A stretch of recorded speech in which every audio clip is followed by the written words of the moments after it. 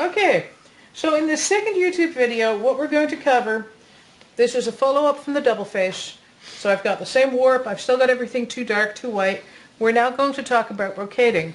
Normally when you're brocading, the background threads are very often all four the same color. So we're going to get a little bit of weirdness, but this loom was already warped. Now when you're brocading, you've got your main weft, which is as visible or invisible as always, and then you've got your secondary weft, and you need to pick a color that's nice in contrast. I picked a pale green because it would contrast against both the white and the red, at least when you're up close. When you're putting together your brocade designs and you're picking your colors, it's really a good idea, if you've got a camera handy, to take a picture of the two colors that you want to use in grayscale and see if they have different gray values. Because if they have the same gray values, from a distance, they'll turn into the same color, which is how I discovered a long time ago that dark green and dark purple are really pretty, but when you're weaving, nobody can see what wonderful patterns you created because they bleed together. They had the same grayscale. It was very irritating. So, what we're going to be doing is now we're just going to be turning the cards continuously forward until twist gets too bad, and then we'll start turning them continuously backwards. And we'll be weaving with the two wefts. So the first thing we're going to do is we're going to start for, usually I'd like to use two, but it varies, 2 rows where I just add the second weft in with the first one. And so I've got the weft on a bobbin, and we'll just, on my second attempt, put it through the weft. And as always, I like to drop it in the middle of the band because that makes it really easy to disappear the end later. And these first 2 picks are just to anchor the brocade weft in the weaving. So again, we did the pick, and then we feed through the brocade. And I'm going to do one more just because I can, to anchor both.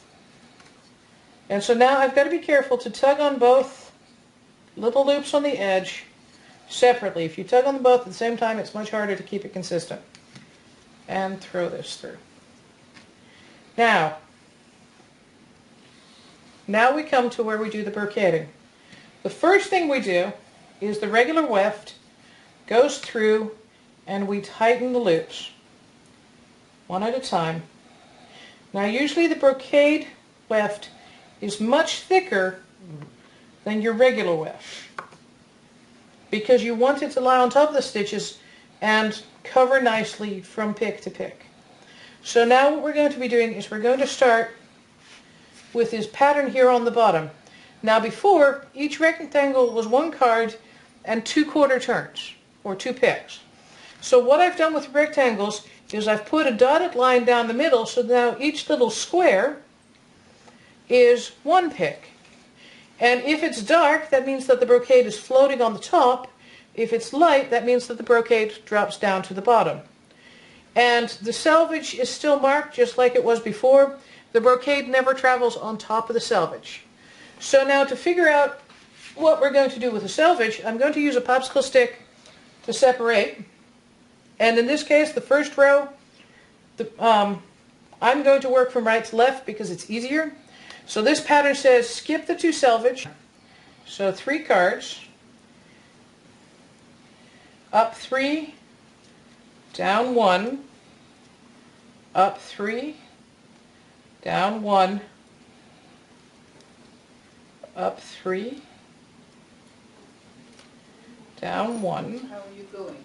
What are you making? Still V's? Or Up are you 3. Sorry about the interruption. So now that I've worked out the extra, I'm going to stick my finger in there to make a nice large shed, and I'm going to put the brocade right through. And now notice how a lot of the green is suddenly visible because it's floating on top of the band. And so then I go to the next row of the pattern, and the next row of the pattern basically says that we're shifting everything over 1 to the right. This particular pattern that we're weaving is just going to be diagonals. It floats on the top. It's fairly straight forward in that it follows from, each row follows from the previous in a very nice simple pattern. It's possible when you do brocading to get a lot more complicated. but we're not going to right now. So under 2, and then for the second row, notice that it starts with the 3 float. It doesn't have the extra break here. It starts with 3 down, 3 down, 3 down, all the way across. So over 3. And before any of that, I need to remember to turn the cards for the next pick. So, if you forget to do the weft, you will pretty well end up just pulling your brocade right back out again.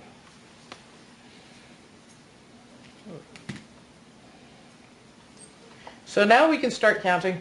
Now in this particular case, because I'm still using the double face warp, the background is suddenly going to be red instead of white. That's just because all my cards are threaded half red and half white. That would be less of a problem if they were all the same color. So under 2, over 3, under 1, over 3, under 1, over 3, under 1, over 3, and then the last one is now under 3 on the left. So now I open up my shed, and stick the brocade through, and now when I remember to bead again, after I turn the cards again,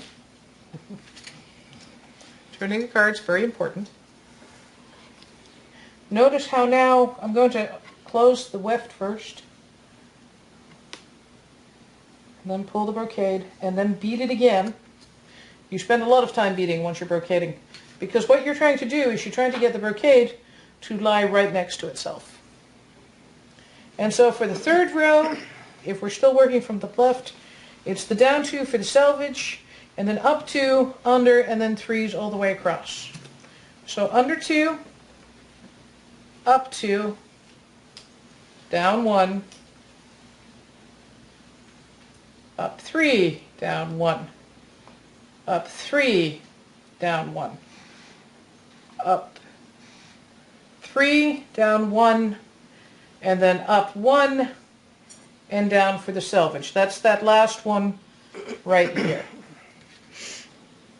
And we pop the bobbin through.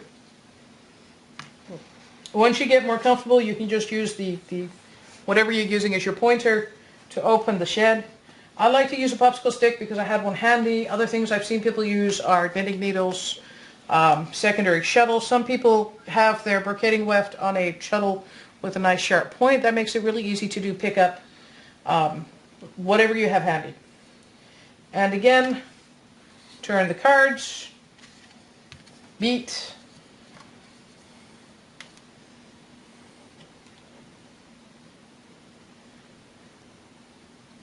and the trick is that you have to remember to beat one more time after you've tightened the brocade to really push it down. And notice how now the brocade is beginning to cover quite nicely.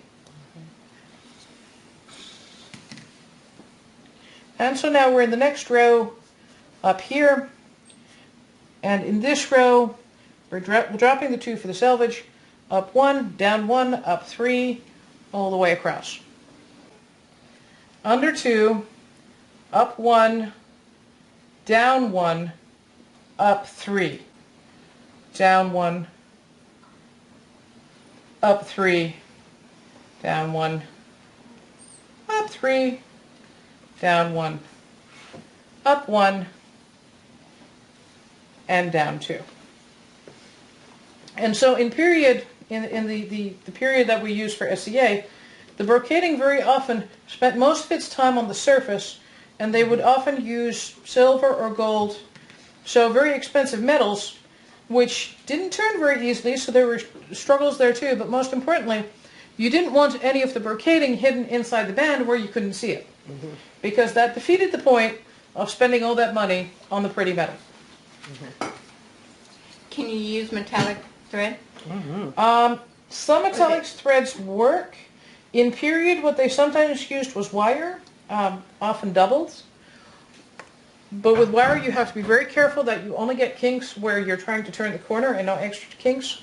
Another type of thread that they used was basically silk core, so a silk thread, with thin strips of metal that were wrapped around it.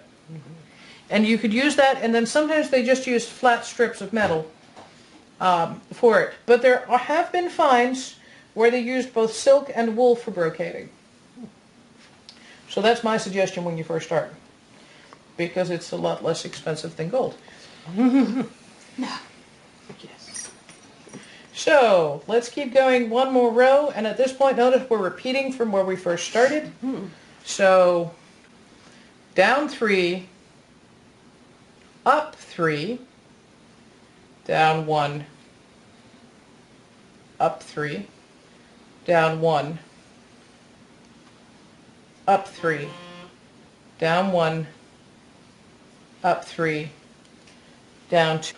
Now there's other possible patterns like this one up here where you can see you can spend a lot more time in the weft and you're just creating a grid on top that makes a really nice brickwork pattern. But I wanted to keep the first pattern very nice and simple. Any questions?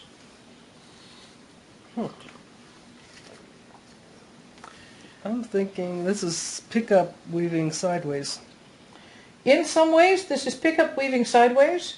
You can do the same kind of brocading with inkle weaving to create much the same effect, where you do again the brocade from side to side. But today we're doing it with tablets. And so the trick is to remember to turn the tablets. Yes. Any other questions? This closes the lesson.